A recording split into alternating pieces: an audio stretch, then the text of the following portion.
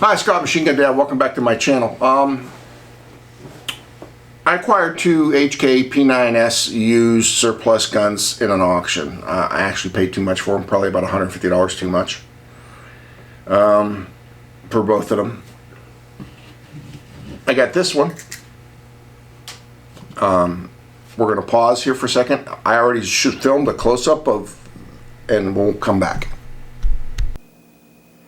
This is the way I got the HK P9Ss. This is the conditioner, and as you can see, the grips are well worn, which is also the frames. This is polymer.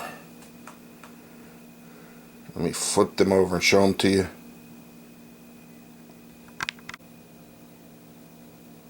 Other side.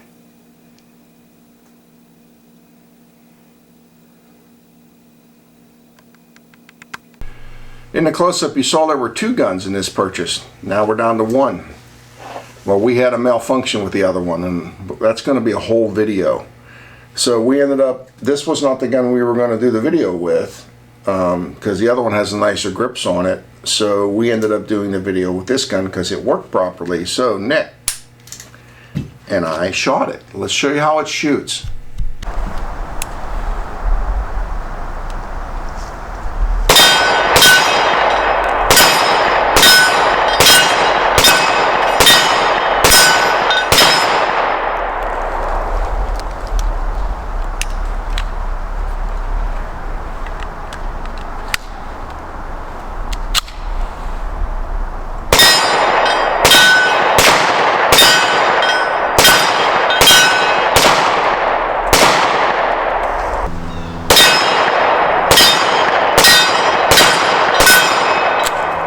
That was a round. Go ahead. Keep you're good.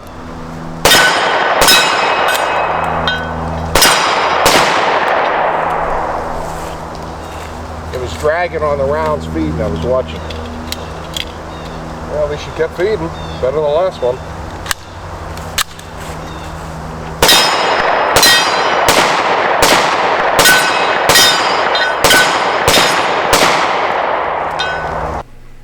Hey, we're back. You saw us shooting it. Before Nick gets into his breakdown of shooting, I want to show you something on this gun which makes this gun, the manual arms in this gun flat out sucks. And it doesn't suck because it's bad. It sucks because Americans don't think this way. Nothing in this gun is intuitive to an American. First of all, you cycle the gun. That's your cock indicator, the hammer's back. There's a little piece of metal sticks out. If you put it on safe, you can squeeze the trigger, but the hammer still drops.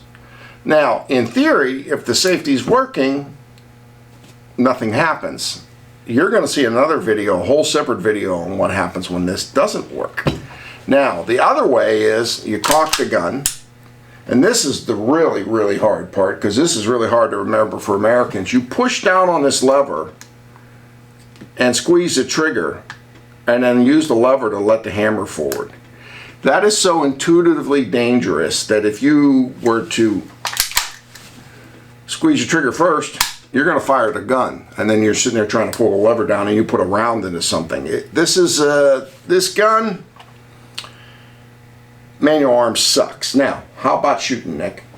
Shooting it was a fun experience, other than the oddities behind its manual of arms. The sights were pretty good. I hit most of the shots that I fired, despite the fact that it's got the sights aren't the best, but they're pretty good.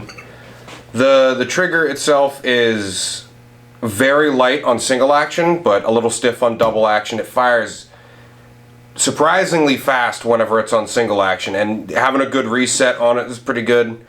I like the grips on this, personally. Maybe not the little thumb protrusion here, but the grips, they feel nice. Had a couple issues with, mostly I'd say, the ammunition. We were firing multiple different types. Yeah, I put in a couple hollow points. This gun's from the 70s. I put a couple hollow points in. Now, if you'll notice, for me, I didn't have any lick control and one magazine, Nick, but on two of the rounds he had, the slide comes partially forward, hesitates for a second, and then chambers. Yeah. That could be two things. A bad recoil spring, but in this case I believe it was the two hollow points I inserted in your magazine. Yeah, because it only happened those two times. And then Anybody who's watched any video on our handgun breakdowns knows that I do not like the bottom mag releases on them. But this one is a lot better than a lot of the other ones we've used because it's really wide, so you can get a good thumb purchase and then use your finger to pull the magazine out. I like this a lot more than the other ones we've shot. So the gun it's a fun shoot, not something I'd carry. These guns are beat when I bought them. They're beat, and I am going to fix them. Shooting experience, besides the manual arms, as I said, is absolutely fucking terrible. But I couldn't believe how fast I could fire this gun and stay on target. The roller lock system just eats the recoil up. Nick is right. The grip is, for guys with big hands, the grip is about freaking perfect. And because of the sculpting right here, it perches. It just sits on your hand. There's no bite. There's no nothing. Yeah, if it was 1975 and they gave me one of these, I think I would be king of the hill. But in 2024, there are better options out there. This is something really nice to take to the range and then take it home and hang it on the wall, because it serves no purpose. You should never carry a gun like this. And people will be mad at me. Yes, if you want to learn the bizarre manual of arms for this gun, carry a 9mm that holds 8 bullets and the size of a gun that's almost as big as a 1911. Knock yourself out. But practicality, no. This is a nice collector's gun. It will always probably go to the range to me once I get it finished and restored a little bit. But this is a range toy. And in today's world, I mean, come on, this or a 6 Hour, give me a break. This would be on the wall. Thanks for coming to the channel. Now, that being said, you need to watch, if you're considering buying one of these, you need to watch the next video about what we're going to do about this. Thanks again.